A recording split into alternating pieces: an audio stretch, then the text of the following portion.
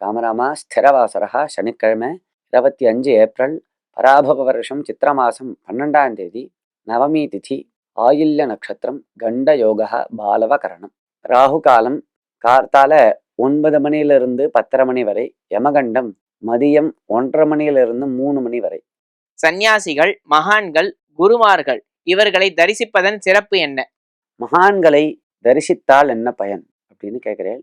வாஸ்தவமாக, அதாவது உண்மையாகவே மனசு சுத்தியோட, பகவத் பக்தியோட, ஞானியாக, பகவத் ஸ்வரூபமாக, எல்லோருக்கும் நன்மை நினைப்பவராக இருக்கக்கூடியவருக்கு தான் மகான்னு பேர். அவர் இருக்கிற இடத்துல இருக்கிறதே ஒரு பெரிய பாக்கியம்.